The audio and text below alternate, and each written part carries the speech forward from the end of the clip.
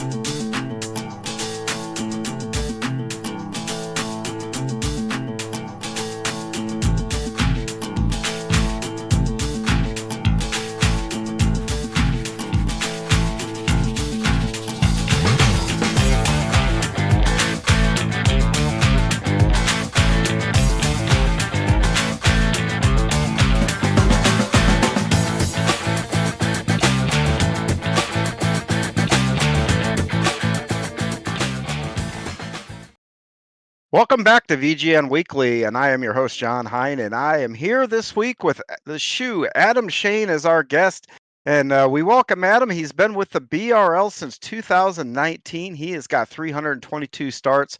His average finish is a 12.3. He's got a win, 59 top 10s, 59 top 5s, 131 top 10s. Adam, welcome into the show, and you're the last guest of the year. How are you? I'm doing great, thank you. Well, How man, you doing? I'm doing good. Got through Christmas. Did you survive Christmas? I guess that's a big question here. We just went I through did. that. I did. My son enjoyed it. That's all that mattered to me. Yes. Every year I have that. I don't know if you do it, but every year I have that epiphany that it spends I don't know how many hours preparing, and then they tear through the presents and it's over in 25 minutes. Um, I always have that about every year. And every year I'm not going to do this again. And yet it keeps happening. Yeah, I mean we took some time to do, wrap everything, and yeah, takes about 20 minutes and it's all done. It's kind of like, dang, a whole month of, trying to get everything ready, and 20 minutes later, we're done. Yeah, my kids have all now transitioned from they're having fun unwrapping the presents, because I used to think they have more fun unwrapping the presents than actually what the presents were. But now they're all about what the heck's in those boxes. I could care less about the wrapping. So, not quite as fun as what it used to be here, but I'll still take it. So I agree with you. Oh Watching yeah, those kids open stuff is always a cool deal every year. But yeah, I love it. Yep. Well, I tell you, we're here obviously because we know each other iRacing, and we're an iRacing program, so we probably should get on with that. But tell me a little bit about how you've found iRacing. How'd you come about to that? Well, I used to always play Gran Turismo like on PS3, PS4, all that. I was always using a controller. So probably back in 18, I asked my wife for a steering wheel and pedals to play Gran Turismo. So I really loved it. I enjoyed it. And then I actually worked with a guy who said, "Do you ever played iRacing?" I said, "No, I never heard of it, never played it." And he said, "You need to check it out." So I had a laptop, and that's all I had. And I was like, "Okay, let me try it." So I downloaded it, and I would just hook my laptop up to like my 65-inch TV, and I had my little steering wheel and everything, and I had a blast.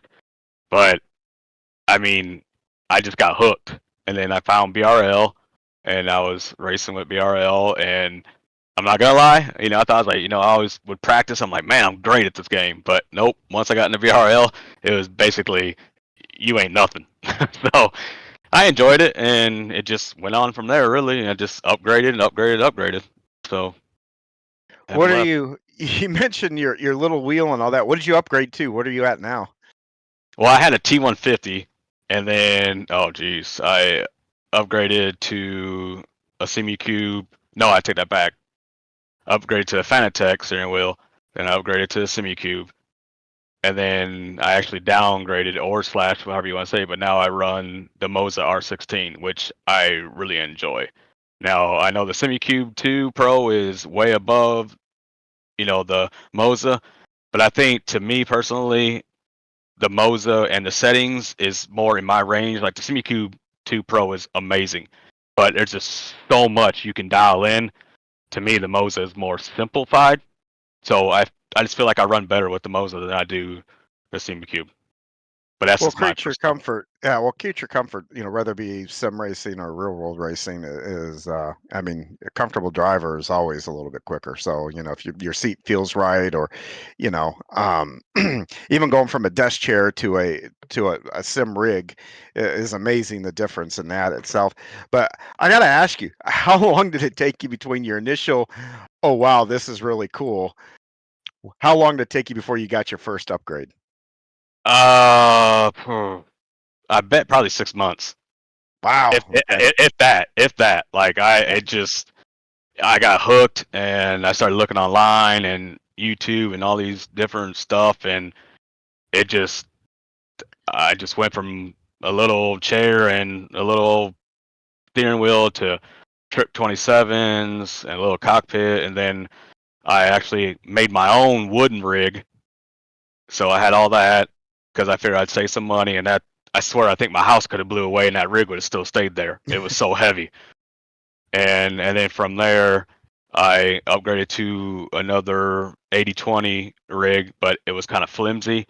And so I now I have a track racer, which is it doesn't move for nothing, which I love. But I just kept upgrading. But since 18 to 24, so yeah, over the 6 years, I just kept upgrading and just went from there.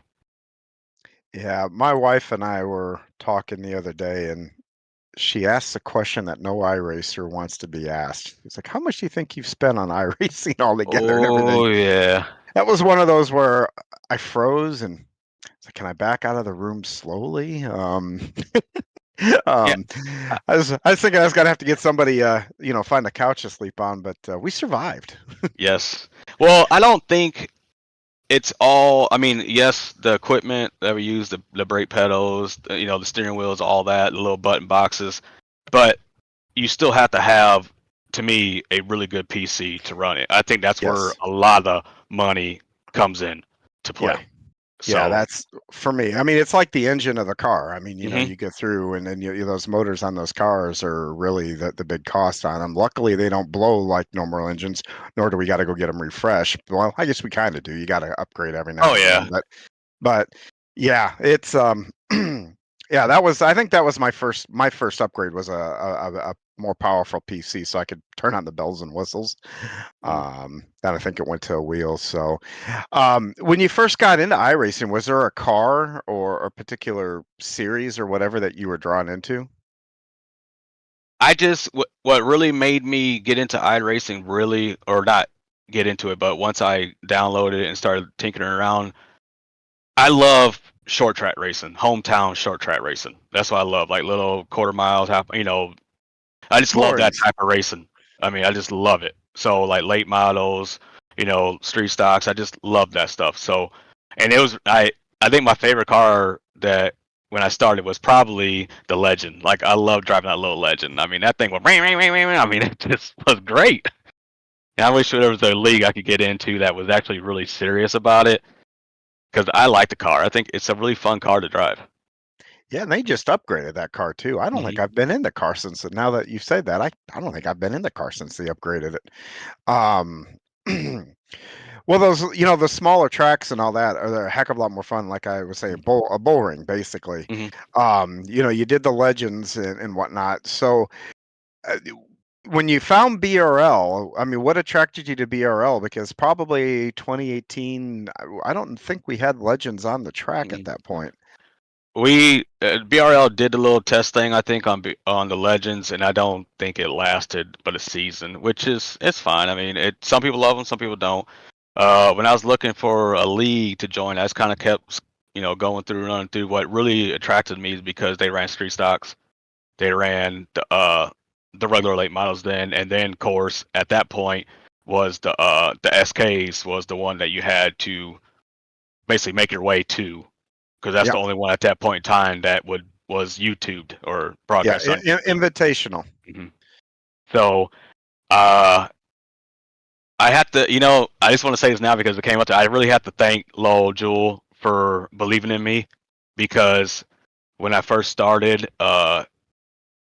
he was going to kick me out of the league because of well, seriously, he was Uh, going to kick me out because I think I had too many incidents and stuff like that, and I was supposed to be booted, but he actually gave me another chance and which I'm grateful for. And I mean, I don't. I mean, I was young. I never raced in real life, so all this was new to me, and I thought I was really good, and I wasn't. So I think now, I think a lot of people say they can race side by side with me and be okay and not be nervous. I mean, I'm not a dirty driver. I try not to wreck anybody, but yes, I have to thank Lowell for giving me another chance years and years ago. So. well, if it makes you feel better, there's a long list of us, me included, that have had conversations probably very similar to yours at some point in time or another for various reasons.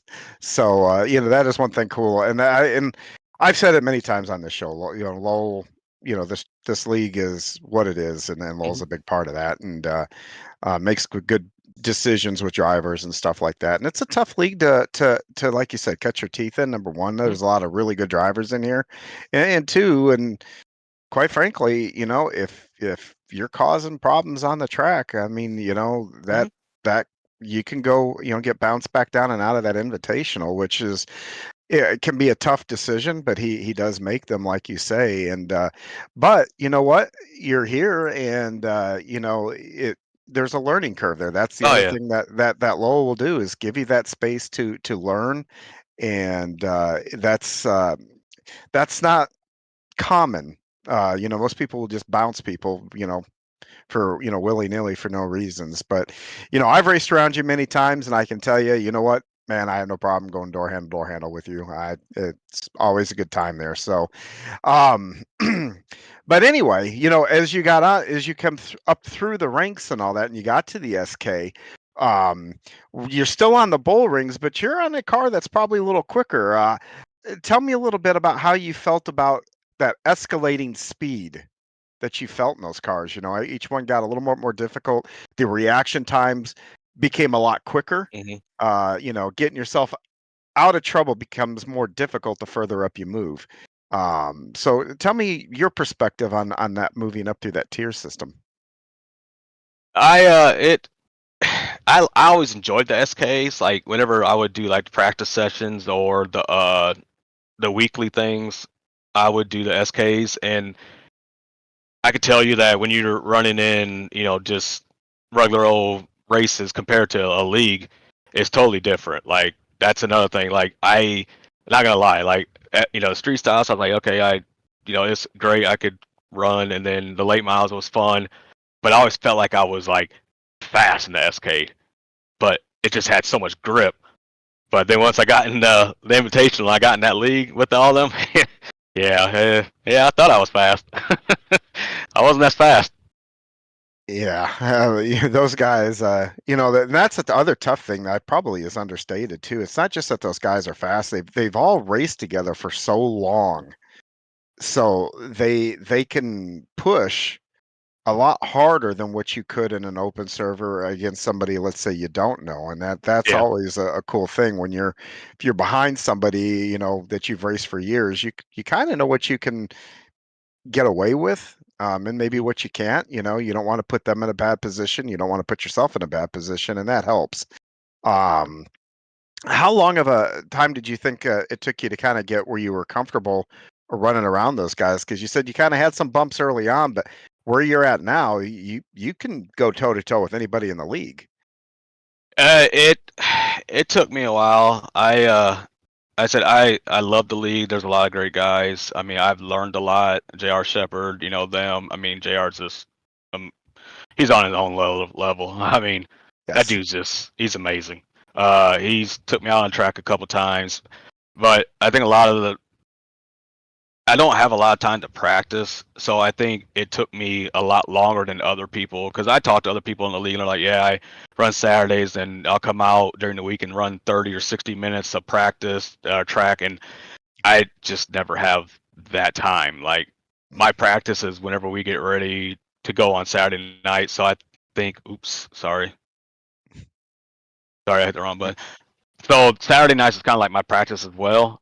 So it took me a lot longer, but I feel a lot more comfortable around everybody, so I'm not as kind of like nervous or like clenching the wheel, like real, So it took me a while. Well, you talk about clinching the wheel, and everything becomes relative when you get used to something. It starts to slow down. It's kind of like first time you get on the highway when you get a driver's license. Your first time out there on the highway, you were probably white knuckling it, right? Oh yeah. And now it's one arm on the steering wheel, and um so how did you manage to slow down the process to where you're at? What do you think helped you the best? Was it anticipation? Was it just comfort, like just laps? What do you think helped you the most bring everything down to you? I think what helped me, and I still do it to this day, is just be relaxed. Like I try not to get in the car and try to push it. Like as I mean, every week you can probably see I'm never in the top 5 really in lap times. Sometimes I'm never even in the top 10 in lap times. But I think I base my style of racing more along lines of saving the tires, and it seems like the farther I start back, the better finish I have. When I start up front, I have a worse finish. I don't know if I try to just push so hard to try to stay in front of everybody, and then I just burn my stuff up. But when I start in back, I'm fine and I can run through. But I think that's where a lot of times my average finish comes in because I'll either get into the mess back there or the stuff you just can't control, but I just relax, like just don't try to push. I mean, that's pretty much how I do it anymore. Well, you talk about, starting up front because BRL is unique. They invert, Hmm. what is it? This year we're going to go to 13, but years past it's been 15. So, you finished, second or third, you're starting 12th, 13th, 14th, 15th. Um, that mindset that you have, when we grid up, you get in your car and you can see, okay, hey, there's only a row in front of me up front. Do you think is your mindset different than when you grid and you're sitting all the way back and you're kind of looking around the car ahead of you and going, man, I'm way back here. um, is there, I mean, because you talk about being calm so are you more amped up towards the front, I guess is what I'm asking. I am because I think I already noticed that I'm in third or fourth or fifth, and I'm like, okay, I get the front, and I want to get there fast, and I burn my stuff up, and then I just when I'm in back, I see that I have 100 laps to go. Just take my time. Let's try to get around people. I I love following Menda. I feel like I'm always behind Jason Menda. I'm like, you're going. I'm just gonna go right behind you, and then I usually follow him up, and me and him tend to work together. Sometimes he'll follow me through. I'll follow him through. But then whenever it's me or him, he usually gets the best of me. But I mean, it's all good. I mean, Jason's a good guy to be behind because he's got one speed, man. He yeah, I goes just right to the front. So um, that blocker, to get through everything there. So but yeah, it when you talk about the two different cars too, and you're talking about preserving your tires. Well, the SKs you don't have to look after the tires quite as much. Do you have a different? I mean, obviously you got to take care of one car more than the other, but the overall mindset, do you change it from one car to another? Are you, hey, you know what, these first laps, like if you get in the late model, are you cognizant of saying, okay, these first laps I'm going to run at 80%, 90%, not try to run the tires off? Or is it really the same strategy in both cars and you just let the chips fall where they may? The SK I push more. I push a little bit harder on the SK because I know you don't burn the tires off as much or as fast as the late model. So I tend to push a little bit more in the SK. I haven't ran the SK in probably a couple of years, so this is the first time this season was the first time I got back into the SK. So it's kind of like relearning again. I stepped away from the SK because of the A pillar. I could never see around it. But now that they have where you can put the clear, Yep. I'm okay. I don't know. I if I just can't see something, it bothers me. And now that I can see, because a lot of people last week when you were talking to Jason Menda, I was watching the podcast, and you kind of he was saying, and you can see up front, and you can kind of see what's going on up there. People banging, or like, okay, there might be a wreck. I mean, I can relate to what he's saying because I'm the same way. Like, I tend to look farther ahead, Yep. and back in the day when that SKA pillar, I just couldn't see, and it just bothered me. But since they opened that up, I was like, let me give it a try, and I'm enjoying it. But I like to look ahead. Like sometimes I'll on a long run, I'll forget I'm even behind a car if I'm looking in front of that car. Well, So that's actually how you're supposed to do it. You get into a lot of wrecks if you're looking right over the front of your nose. You know, and I mean, I get it. Sometimes that's the only view you have is the bumper of somebody because we're pretty tight around those tracks a lot of times, just right up on each other. But yeah, looking forward, that increases your chances of wreck avoidance twofold. So, yeah, I forgot about that A pillar, and it used to not be able to take that away. yeah, Yeah, that was a cool move that they did there, allowing you to put that plexiglass in rather than the solid A pillar there. So, well, we've talked enough out here about your league racing here with BRL. Are there any other cars? Maybe if you got just a spare moment on a given afternoon, do you ever jump into anything else, any other disciplines? I guess we talking about like on iRacing or just real iRacing, life yeah. iRacing. No, iRacing, yeah. I like the trucks. I like doing the trucks. I do like the super late model. I'll jump in that and have fun every now and then. I really like the trucks. I'll tinker around with the NASCAR, the Cup, but it's just not as fun. I like the truck. The truck it's a fun car to run. I do some road racing here and there, but it's just if I feel like I guess reliving like a Gran Turismo day or something. But it's totally different than Gran Turismo. But I like the Ferrari 488. I like driving that, but that's just something to tinker around with. I mean, but if I had to get on and like run some circle tracks, I really like the Super Late. The Super Late's a fun car, to me. Yeah. Yeah, it's funny that you say the NASCAR stuff that you like the trucks the best, and as a fan, I actually think in the real world, I prefer watching those truck races over the Cup guys and the Mhm. Xfinity guys at times. But I think the trucks, I mean, sometimes those kids in there get a little over ambitious and do really stupid stuff. But I wonder if that's the same thing for iRacing. I wonder because everything is supposed to be sim. Those trucks are a lot more fun to drive. I don't know what it is about them, but I don't know if you can. I mean, what about those do you like the best? I guess should I ask? I I really don't know. To be honest, I'm like you. I really don't know why I like it. I like getting in a truck. It seems you can kind of bang a little bit, and I just they're not as fast as the Cups, and they draft pretty good, but they're not insane like the Cup cars. Like you could be 10 cars back, and it's just like you just shoot right Yeah, up to them. With the trucks, it seems like you can do some side drafting, which is fun. I mean, it just the truck's a fun car. Like it. I mean, it seems like to me, the ass end isn't sorry. the You're rear right. end, is light. So you kind of can't get crazy in the corners because it will come out. So you kind of, it's enjoyable. Yeah, I feel like you drive. Yeah, I think you just had a light bulb go off for me. I think you're right. I think there's just more drivability in them. You can move around. Mhm. They seem to be more amenable to going into different lanes and whatnot. Where the cup cars are usually one lane, lane and a half. So yeah, well, that's really cool. We talked a little bit before we got on here. About real world racing and all that kind of stuff. And then sound like you grew up in an area that I'm pretty familiar with there around South Bend. Mhm. Going to New Paris and places like that. And you were telling me how you helped a buddy with a late model team. Tell me a little bit about that. What would you do, and where did you go with that?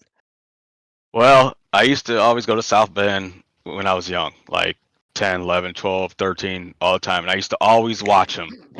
That was like my driver. Like, it's what makes the story really funny is like I always rooted for him.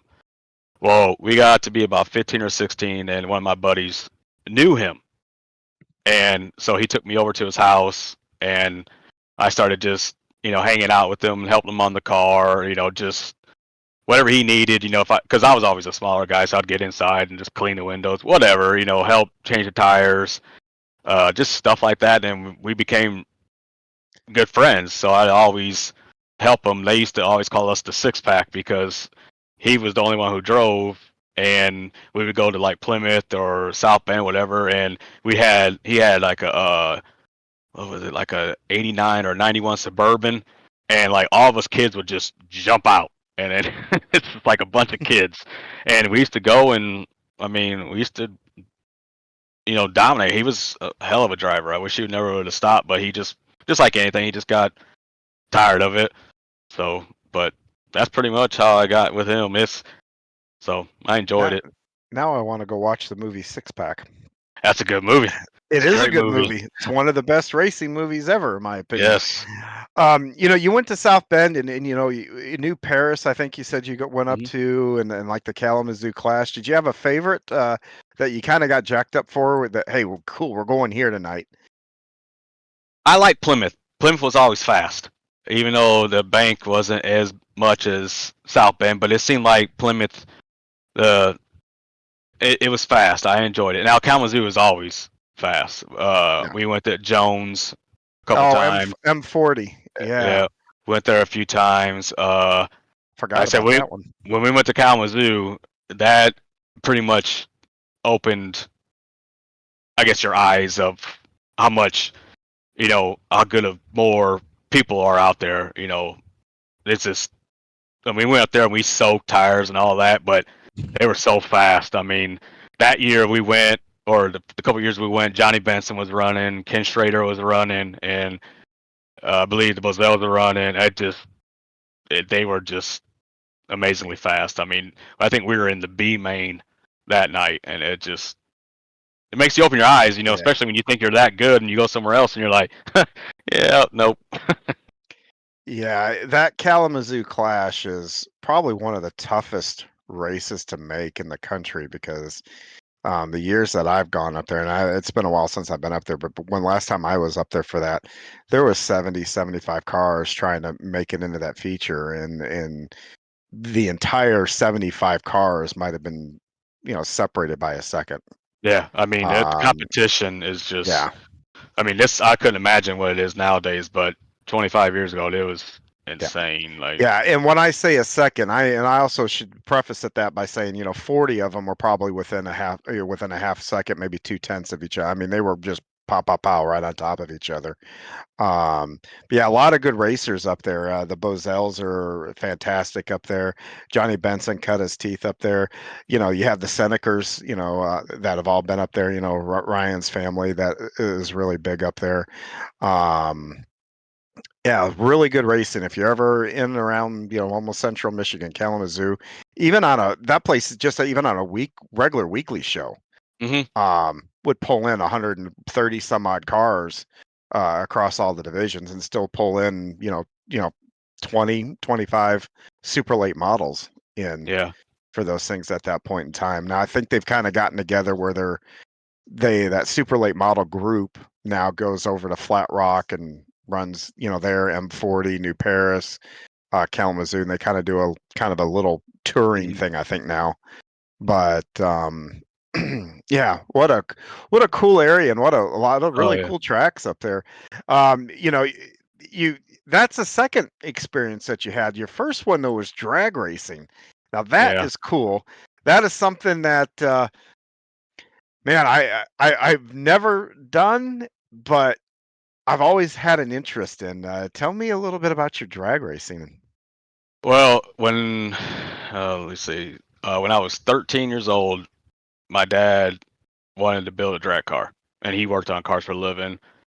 And he comes home with this '72 Camaro that was literally chained to the frame. The body was chained to the frame. So we pushed it in the garage, and me and him just built it up from there. It took us probably about, well, actually no, 13 is when we finally got it ready. I think I was 11. So it took us about 2 years to get all the panels and build it and all that. So we would go out every weekend to Osceola, and it was just like anything. Like we'd go out, and I think we went through like 3 transmissions. Like he could never get the transmission right for some reason. Like there was something he was missing every time, and we would blow up the transmission. I mean, we actually uh, took out 2 bell housings, we took out 2 drive shafts, uh, and just over years. I mean, so he kept running, and when I was little, I was always speed, speed, speed, loved speed. But for some reason, I was scared of the car. I don't know why. I was just scared of it. Well, I think I turned 21, and my dad said, either you get in the car or I'm selling it. And so I was like, all right, I'll get in. And the first pass I ever made, I thought I was flying. And I only did like 15 seconds, but I thought I was going. And after that, I was hooked. Like, I mean, every Sunday Yeah, I was out there. I mean, I loved it. Like the adrenaline. I mean, it's just something. I mean, I've never been around here on cars, so I don't know. But when you're sitting at the line and you're holding that button, and I would stage at like 5,000 RPMs, and then you would just let go of that button. It's just instant. Like it's just. I mean, it's just. I love it. I wow, mean, so that is awesome. Osceola, where is that located? uh, Osceola, Indiana. Yeah, where's that? Because I know Uh, there's a drag strip not too far from you too. That's like up 131. I think I it's think like that is between. Is that there's a? a direct. I think that is called 131, I believe, Okay. All up right, then that that is way. the same one. Okay. Yeah, and then they have Bunker Hill, which is more towards going to past Plymouth and all that. Yeah. Bunker Hill going towards Kokomo, all that. Because Osceola actually closed down 2 years ago. Somebody bought them Oh, out. really? Well, the people kept That, complaining that noise ordinance, even though the track was actually open from like 1950s, and all the yeah. houses actually end up getting built around it. But the people started complaining about noise ordinance because Yeah, those folks always just amaze me. Build a house next to a racetrack and then yeah, bitch about the sound. Really? because You know? Yeah. the racetrack was there so long, they actually went this way, and then when I started running, they went the other way.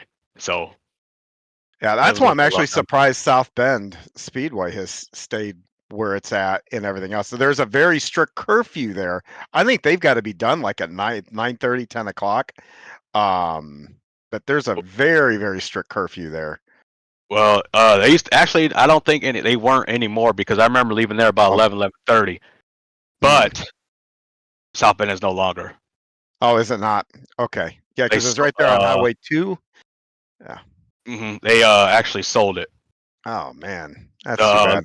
the owners who own Plymouth own South Bend, and I guess they end up closing it. And I guess it's gonna. I don't know if it's gonna be tore down or what, but which Probably that which is that sad. area's that area's in a pretty high development stage because South Bend is starting to build Mhm. out over towards like Laporte, kind Yeah, of yeah. going that direction now. So, um, well, the drag car,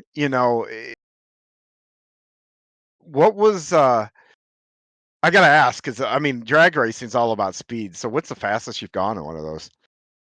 Well, the our car it was the fastest I've been in it was 10:32 at 134, and which was pretty impressive for the Well, car if people know about drag racing because it was actually a 3,100 pound steel body car with a small block in it. So yeah. which was pretty impressive. And oh, by the way, you achieve that in a quarter mile. Yes, sir. It's Yeah. not like you're driving and okay, you're a mile down the road, you're finally getting her up to speed. It's boom. Hmm. And anybody that's ever been in a roller coaster that's taken off on you, just multiply that times about 4 or 5. Yeah. Um, so that's man, that is incredible. That of all the forms of racing, that's one of the ones that I can kind of fathom what the G forces and things feel like in most any kind of motorsport. But going, especially those top fuel guys, going 0 to 300 like Oh that. I yeah. mean, just can you imagine? I mean, just literally sucking your eyes right through the back of your head, kind of thing. I can't even fathom what that has got to be like. I Um, can't, but I bet it's amazing. Like I usually once a year we'll go to the well, we try to go at least every year or not every other year, but we'll go to Charlotte, the four wides at ZMAX. Oh, how Yeah. cool. Have you so that's one I would love to go to. That has gotta be that's gotta be just off the chain incredible. Oh, it is. I mean, you go down to the wall and see four of them things go down. It's like your eyes are literally you don't even see nothing. Like they go by and you're like you didn't even see them. Your eyes are just vibrating. But my wife's never been to one, and I took her to the four wides for her very first one. So it was awesome. The next thing I want to do is go to the dirt race there in Charlotte in was it November? End of November when they have Yeah, the World Finals. yeah. I want to go there one year. That's my next bucket list thing for me. Yeah, you now live over there in the Carolinas, so I mean, you got a lot of dirt tracks nearby. I know you said you got an hour or so from any tracks, but where are you at exactly in Carolina? I actually live in Elgin, South Carolina. It's about 30 You got a minutes. dirt track nearby you. There, There's there's I know I've seen that sign on the road going to well, uh we have Florence Speedway, which yeah, is about an hour from here. We have yeah, but Florence that's asphalt. asphalt. Yeah, You've got I've been oh there. I know what track you're talking about. I've been there, and this was about 15 years ago when I went, and I can't remember what it's called, but I've been uh, there. It's about okay. 45 minutes from here. I've been Yeah. there. I just can never remember where it was.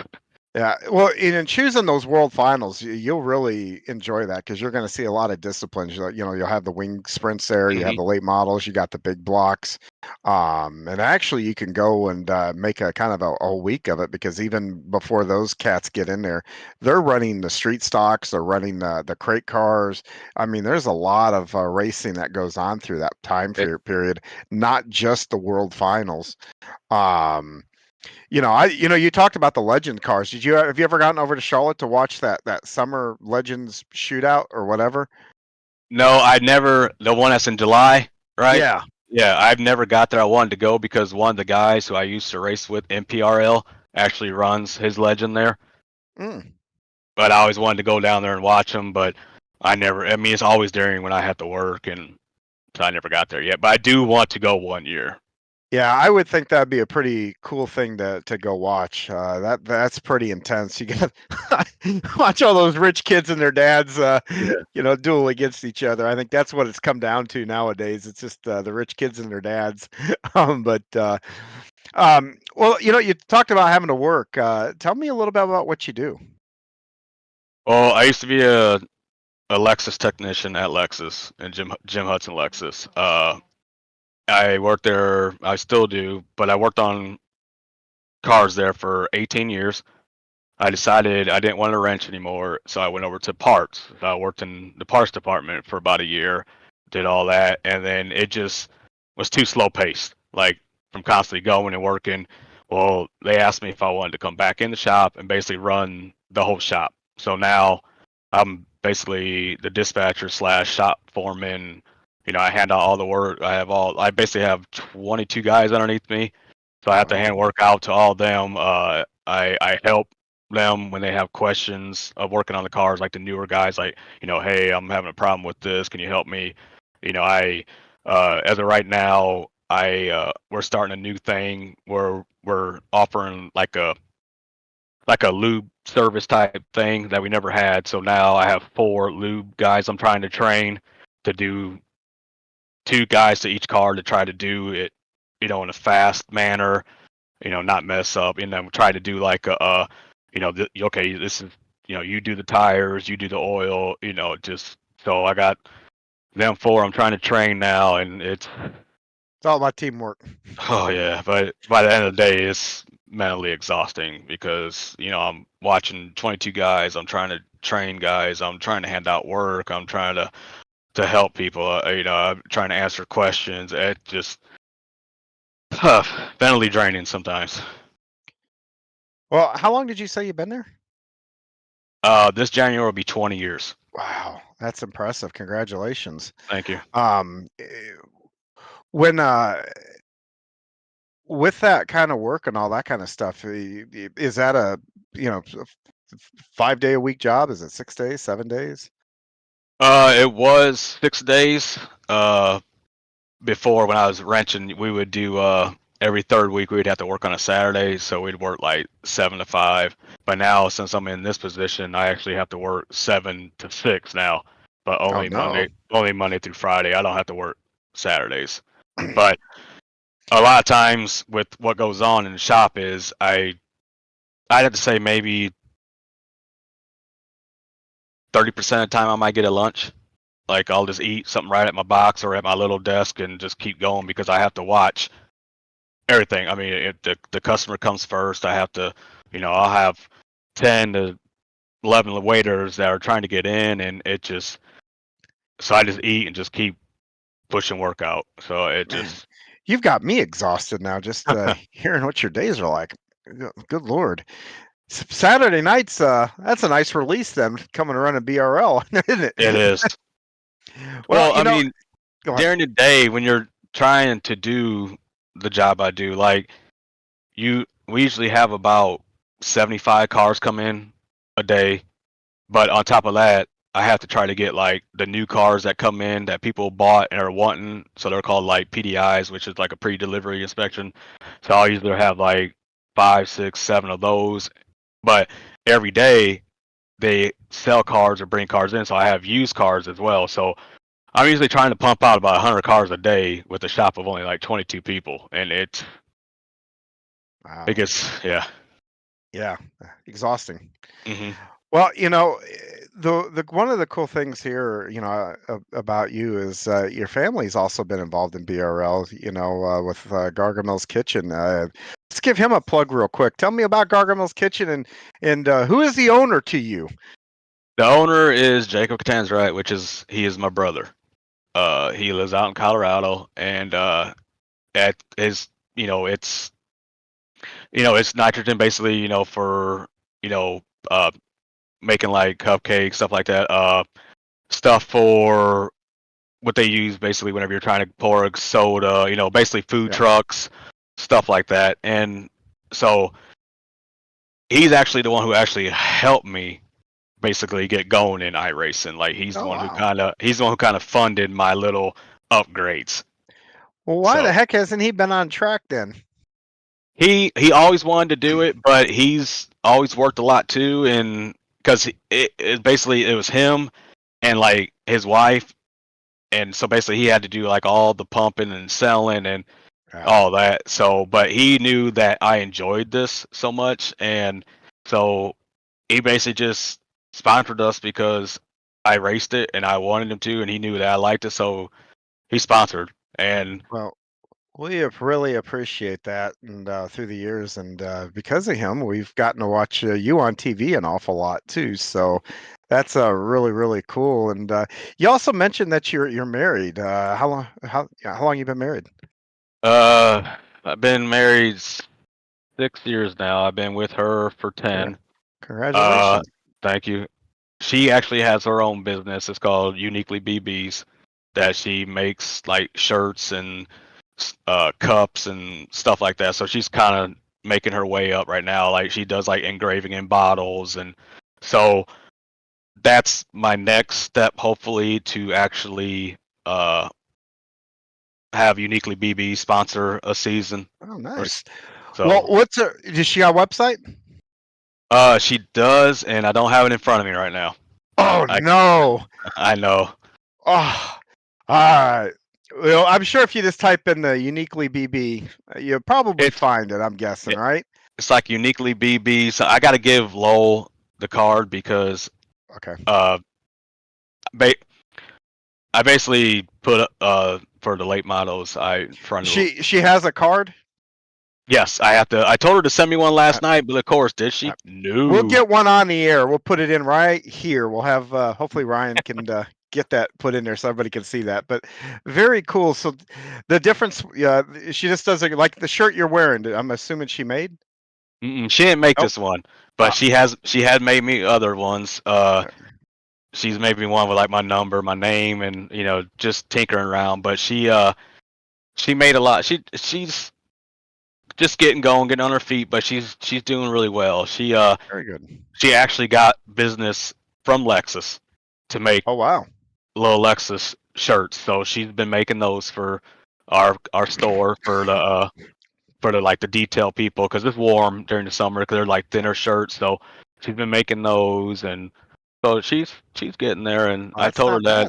I wanted to sponsor VRL one season, but I'm kind of just letting her still try to get on her feet, and hopefully maybe she can make enough to where Uniquely BBs could be a yearly seasonal sponsor all the time for us. But that's crossing our fingers. I think that'd be a good sponsor to have there. E-commerce would be because I've always said, if you're going to do something with iRacing, you got to have strong e-commerce, and that sounds like she has that. So very cool. Got a just starting out. Got a corporate client there with Lexus. That's not a bad Yeah, deal altogether. You mentioned you have young ones. How many kids you guys got? we have one, and then she has one from her previous marriage. So I have a You too. stepchild, and then my own, and he's 6, and he's a hellion. Well, probably a chip off the old block, right? Well, to be honest, yes. See, I mean, he is like identical to me. Like it's when I look at him and some of the things he does, I'm like, it's can't believe it. This is me. You realize karma is real at that point, Hmm. don't you? Yeah, Yeah, I've got a middle child that's got a lot of my traits and tendencies, and sometimes it's tough to. You realize you're just mad at yourself at the end of the day sometimes. So, um, yeah. well, very cool to learn about your family and everything else there, and Adam, it's been really cool talking to you here today and learning about you, and I can't wait to race you some more. Now I can put a face to you when you're on the track, and you know, we always wrap these things up. I got a little green white checkered thing here, so you ready to play along here real quick? Well, I'll try, but Sue could probably tell you that every time he puts me on the spot, I always like just mess up. So I Well, hate being. I'll well, do my best. soup can be intimidating. I like talking to Sue. I enjoy talking to him, but it seems like he'll put me Yep, on the spot, and then like my mind just goes blank, and then it's like, but I will try it. yep. All right, well here we go. First one. Do you like banked or flat tracks? Bank. Why? Because you can carry speed more around. But I do now I do love Martinsville. I don't know why. I know it's not banked, but I seem to run good there. But now Stafford, no thank you. All right. Next one. Drag racing or short track racing? Oh, you look conflicted. Well, I have to say drag racing only because I never did short track racing personally. I never got to run a car personally. Do I enjoy short track racing? Love it. I still think about just wanting to hop on a plane and go up north for a weekend and go to Kalamazoo and Plymouth and just enjoy what I used to enjoy back when I was late teens and early 20s. I mean, I love it. But I've been in a car. I did drag racing. I did it for years on end, and it's just I'd have to say drag racing. I love it. Now you might put me in a legend or some kind of street stock, and I might say, "Man, this is great," and I might say, "You know what, drag racing, no way." But personal experience, I say drag racing. Well, we're talking too about the Plymouth and Kalamazoo. Anybody from iRacing is watching this. You guys need to really get those super outlaw late models scanned. Those Yeah. cars Well, are phenomenal. iRacing sent me a thing before about which tracks you would like to see on iRacing, and I always put Kalamazoo. Like, there's nothing up there on iRacing yet, and I'm really surprised, especially with Junior doing all this. I figured, Yeah. Kalamazoo, it's not like a track that people don't hear about. Like, I mean, anybody up Now, that I way. I would think if there's a track up there that they're gonna do, I would almost assume it'd be Berlin. That's the one that I would think that they would probably go do just because of the different cars that do come in there. Isn't ARCA's come Berlin in there. flatter? Yeah, Berlin's flat, fairly flat. Never been there. Um, Never been there. um, they've even ran dirt there, so you've got two different. You can put dirt on it, take dirt off. They've ran ARCA there, dirt late models, sprint cars, legends, so you name it. So it's a pretty big multi-use track up there. Okay, and then your last one. I'm going to put you on the spot now, big time. You have to share this with the whole world. No, What great. is your What is your New Year's resolution? It's the last. It's only a day away. Mm. I don't know. That is putting me on the spot. I don't know. I always used to say, oh, my New Year's resolution, I'm going to quit drinking or I'm going to quit smoking, and I quit smoking without Uh, doing New Year's resolution. I how just about quit. this? iRacing New Year's resolution. What do you want? What do you hope to have in the next year? Your BRL career. You know what I really like to hopefully have within by the next year is I like to be in the hunt for a points championship. That'd be what thing, and I think I'm getting closer. I Yes, just you are. I'm just edging, and and anybody can say it, and I know Jason Menda, he does firefighting and all that, but me, my family comes first. Yep. So it just seems like there's weeks I'll be running really good, and then I'll have to go to somewhere with my wife, or I even know how much I want to say, babe, I'm in the hunt, I can't, but if my son has something, he takes priority. So, but yes, I would love to be able to be in the hunt. One season, I like to be in the hunt of the championship. Well, you've definitely have the pace to do that. So, it's just I think the attendance. I think if you get that where you can get a window there of 12 weeks, you're going to be golden. But I know next year one of the rule changes are you will be granted last place points if you do have to miss a week. So you're not just out of the um, Yeah, out of the yeah, I running did. altogether. Yeah, I So did read that, which is nice. yes, So, but didn't he say it's only one, right? just once, Yeah. just once. But I mean, that's fine. I mean, that could help me. I mean, Yep. because I mean, but I look forward to running every Saturday. Like it's fun. I love racing with the guys. I don't, I guess, talk or communicate as much as other people. Sometimes when we're under the yellow, I Yeah. just, I just keep my silence, and and I try to say sorry if I hit you or if I accidentally spin you out. I don't ever mean to do that to anybody, but I mean, it happens. I mean, we're all racing. We're all racing hard. I mean, it really stinks when you ruin somebody's day. But Yeah, and you know what? You do this long enough, you're gonna have moments where you get your day ruined, and you're gonna have days where you ruin somebody's day, and that's just part of the deal. So it is a good group of guys, and nobody, I don't think in this league really drives with a whole lot of yeah, malice. So, well, and speaking of driving, guess what? We're gonna be back on the air, and we're gonna be back on the track this coming Saturday. I We've know. had a I can't couple of wait. weeks off. It's been a little weird. It was kind of nice not to do anything, over the Saturday. But I'll admit it's kind of I'm starting to kind of get that itch to get back in the seat. I don't think I've driven anything now, for that matter, in a couple of weeks now that I think about it. I haven't either. Um, I have to make sure everything's updated. yeah, I've got to do that, and I've got to start getting ready for the Daytona 24 too. Start shaking the rust off there. So could be on. I'm on vacation next week, so I think I'll be on iRacing a heck of a lot next week. So that's my plan. But we're going to North Wilkesboro. That's where we're gonna kick the season off. Do you have any thoughts when you hear that name? Mm-mm. No. Nope. I like the track. I tend to run pretty good there, so I hope to keep it going. Like I'm not like, yeah, I'm gonna get first or top 3 or whatever, but I seem to finish solid there whenever we run, and so I'm stoked. I like the track. Yeah. What are some of the things that I mean, that you think, does it just lend to your driving style, or is it just a track you feel like you can attack? I mean, what about it there gives you that confidence?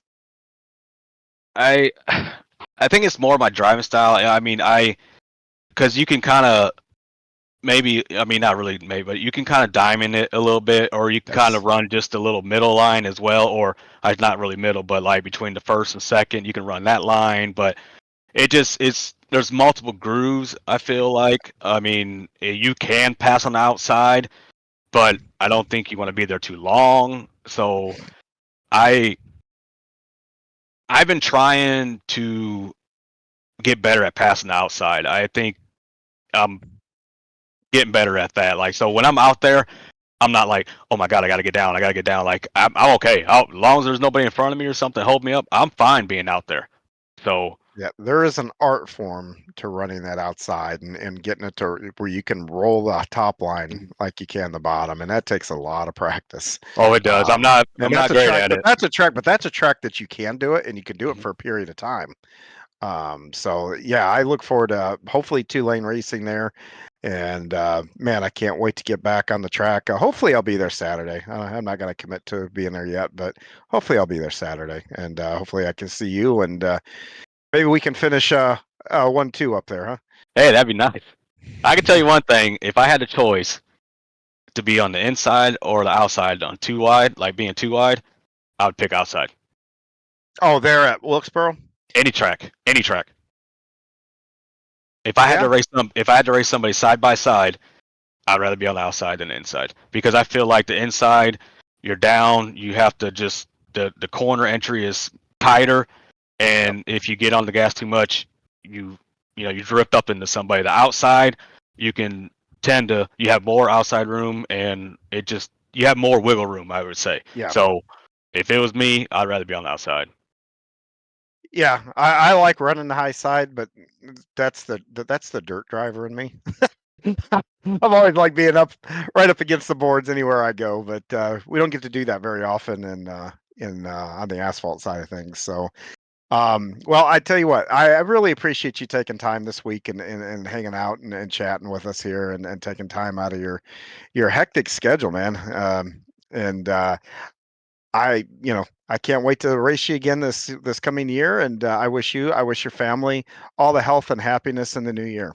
You too, thank you. And yeah, I can't wait to be there Saturday. And hey, I'll join you guys again whenever this next rotation comes along. I'll be here.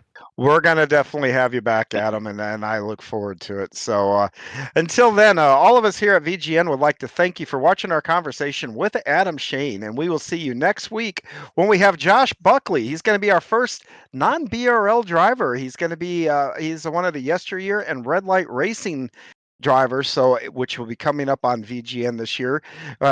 So we cannot wait to have him as our guest. So until then, have a very safe and happy new year, and also have a great week. Thank you.